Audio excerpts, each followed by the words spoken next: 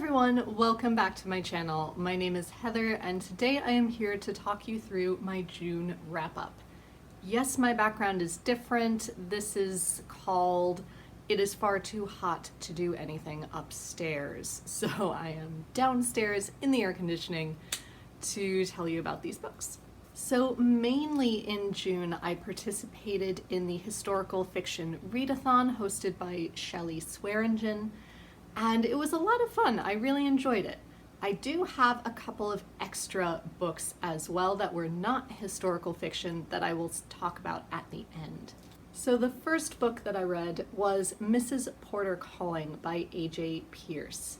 This definitely fits the takes place in a country that is different than the one you are from prompt. I don't remember if it fit any others. But I did really enjoy it and I had been meaning to read it for quite a while nonetheless. This is the third book in the Emmy Lake series. So we are still following Emmy as she works for her women's magazine, and World War II is still ongoing. London is still being bombed.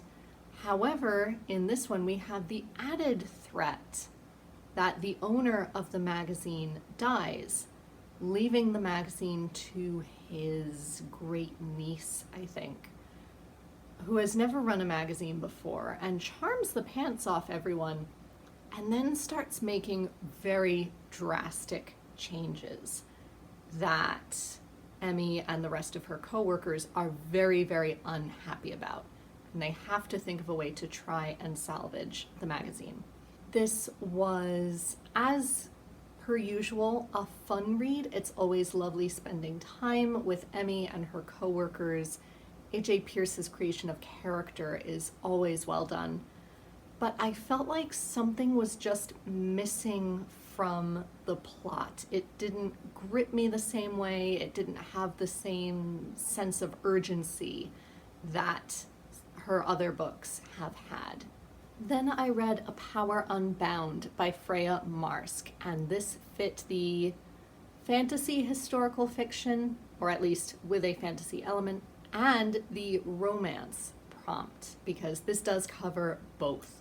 This is part of the Last Binding series, and it's in fact the last book in that series. They all take place in a sort of alternate Edwardian England, where magic exists and is well known to some of the population. They do have to keep it a secret from the overall population. And various characters have been trying to find various elements that have been part of a binding that has been affecting the entire magical world this entire time. So this book focused on two characters that we met in book 2, who were side characters. They now become our main characters. Jack, who is a lord, and Alan, who is an Italian immigrant writer. And coming from very different backgrounds, they're forced to work together with the heroes and heroines of the past 2 books to try and find these last pieces, wrap up this epic quest that they've all been on, all the while trying to deal with their growing feelings for each other. These books are always fantastic and gripping. They are spicy. I don't mind spicy. I, in fact, rather enjoy spicy books. And always feature LGBTQ romances. This involves a male-male romance. Like I said, I've always enjoyed this series, and I don't mind the fact that it's spicy. Jack and Alan's relationship, however, isn't quite BDSM, but it's very negative play. That's the best way I can think to describe it. And so while I enjoyed the way their characters developed as their relationship grew and as the plot went on, I didn't necessarily love these spicy scenes. They just were not for me, I learned. I think the first one is still my favorite, but I'm still so pleased to have read this whole series. Next up, I read The Painter's Daughters by Emily Howes, which I inspired a couple of people to read, which I am really quite honored about. This is about Peggy and Molly, I believe, who were Thomas Gainsborough's daughters. And it explores them and their relationship with their parents, especially as Molly develops mental illness. They see small signs when she's younger that Peggy desperately tries to hide so that they won't be separated. Things get progressively worse as they grow older, of course. I really enjoyed some aspects of this. I enjoyed learning more about Gainsborough. I loved seeing a lot of Bath again, as they famously lived in Bath for a long time. I did like the fact that Emily House is she a proper psychiatrist? She is a psychotherapist and completing a degree in existential psychotherapy. So I did like the way they handled Molly's mental illness from the outside, as she's clearly a person who has had a lot of experience. At the same time, I do also agree with Karla from Karla Likes to Read. Karla reads a lot. I'll link her channel name down below. In that I wish we had seen inside Molly's mind a little bit more and understood what it felt like to be her. Instead of the inserted chapters we do get every now and again to break it up, that focus on Peggy's grandmother, their mother's mother. That bit I found the most unrealistic, really, because it makes some wild claims about where this mental illness may have come from, which could potentially be true, but I feel like the chances of it being true are fairly small and can never really be proven anyway. So I found that towards the end I was growing a bit tired of it and a bit bored, but I am very glad to have read it and had that experience. Then for my classic historical fiction, I read The Trumpet-Major by Thomas Hardy. This is a very short Hardy, and I believe it's one of his earlier ones, so it is relatively cheerful. I say relatively because you have to take that with a pinch of salt with Hardy. But this one takes place in the Regency era, and it's about a young woman who lives next door to a young man who is a trumpet major for a local militia. It also looks at all of the other men involved in the militia, and various romantic entanglements ensue. I did love seeing the Regency era and the Napoleonic Wars still as historical fiction, but from a perspective that was much closer to the Regency than we are now, and to kind of see what the Victorians thought of it. I wouldn't say that the romance is one of his most memorable. I feel like of his early works, Far from the Madding Crowd, certainly, and even A Pair of Blue Eyes are much more memorable than this one, but I am still glad to have read it. Then for a book about a time period that you're not very familiar with, I read The Half-Drowned King by Linnea Hartsuiker. This follows two main protagonists who are brother and sister.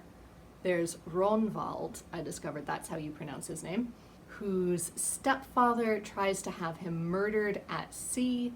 It doesn't work, and so he has to come back and try and either prove his stepfather guilty or claim leadership for himself. And this is in the Viking period, I forgot to specify. On the other hand, we have his sister, Svanhild, who her stepfather is desperate to marry off to this very wealthy man in their community, tribe. It felt tribal, but I'm sure that's not the right word. She wants no part of him, however, and she soon encounters a situation where she is very much torn between her romantic desire and her desire to be independent, to not quite be a warrior, but to fight somehow. And this was really interesting. It did drag a little bit at times.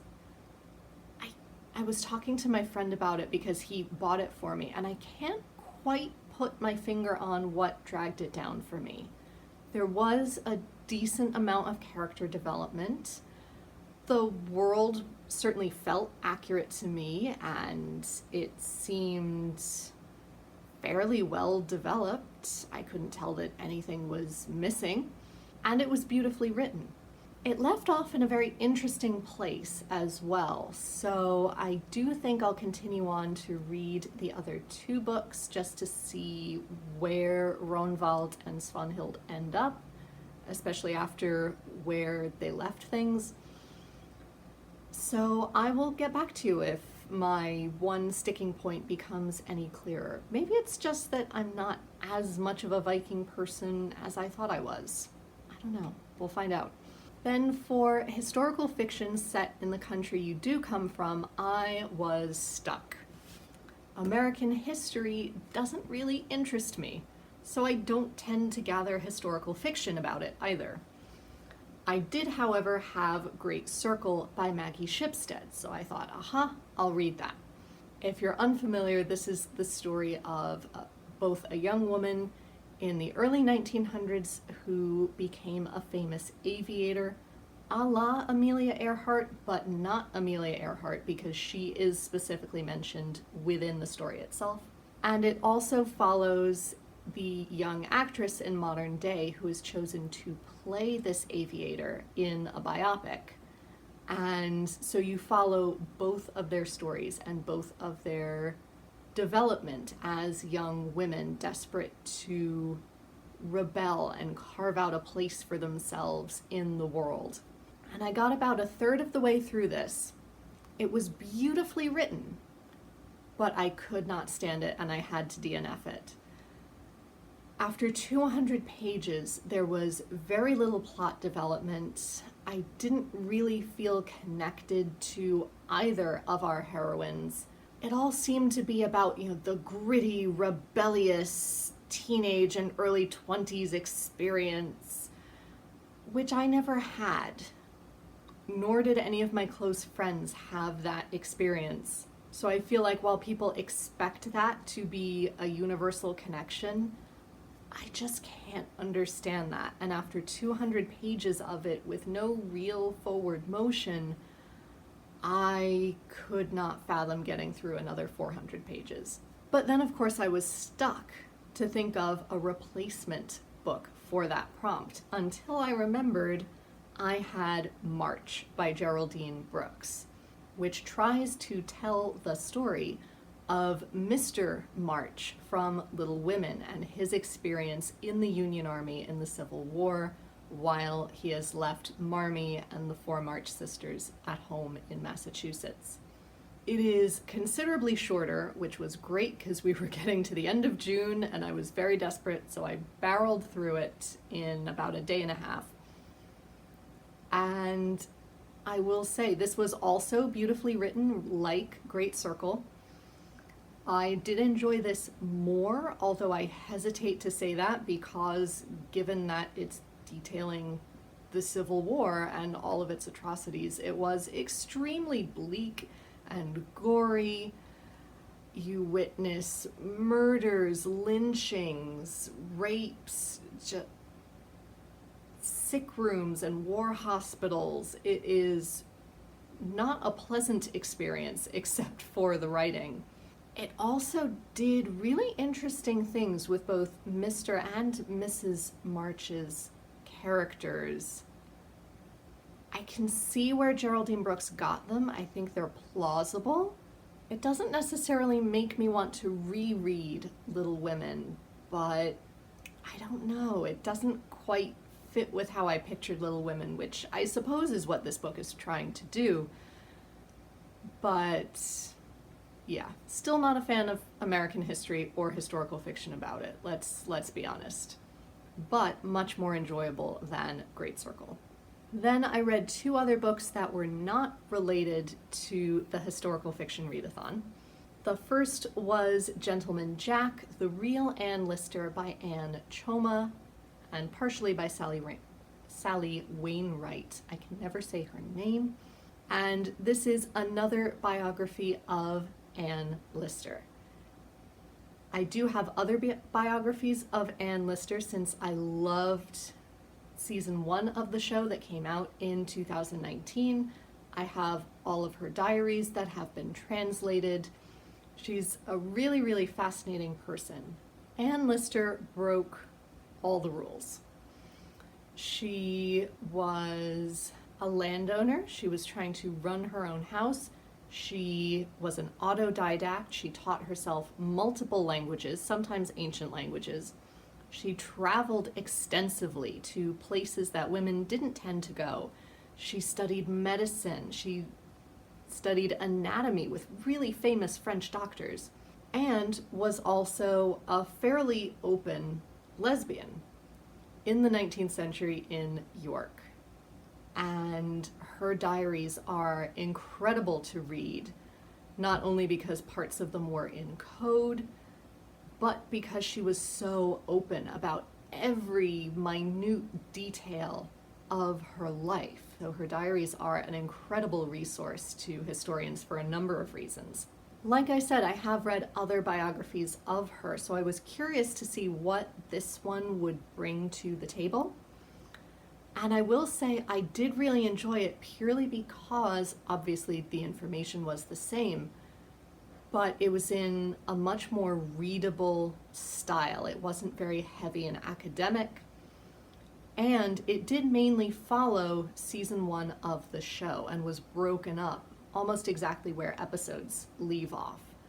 So as someone who watched the show first, it made it much more easy to follow, and it made it much more easy for me to sort out who all of the other people were in her life, many of whom share the same or very similar names. So that was a major help. So yes, I highly encourage you to read this, especially if you've never experienced Anne Lister before. Read this and definitely watch the show as well. I think it is still available on HBO. And then finally, during the month, I was desperate for just a break and some fun, light romance. So I picked up my first Emily Henry, which was People We Meet on Vacation. This was really cute and fun. It is a friends to lovers romance where we meet Poppy and Alex, and we know that they have been friends for a long time, and they have always tried to take a vacation with each other every year. But something happened a few years ago on their vacation that Poppy thinks screwed everything up for the both of them, and she's never been sure how to fix it. So she proposes this current vacation as a work trip for her as a vacation blogger, and Alex agrees. So they go on this vacation to try and see, have they destroyed their friendship? Could it be something more? What is going on with the two of them? I did like Emily Henry's style. I found it really enjoyable and really gripping. I will say, however, I just finished Beach Read today, and I think I like that much, much better. But more on that in my July wrap-up. So those are all of the books that I read in June. Let me know down below if you read something fantastic in June that you think I would also enjoy, or if you have further questions about any of these books or recommendations for me based on them. And until next time, be safe, be well, and happy reading. Bye everyone.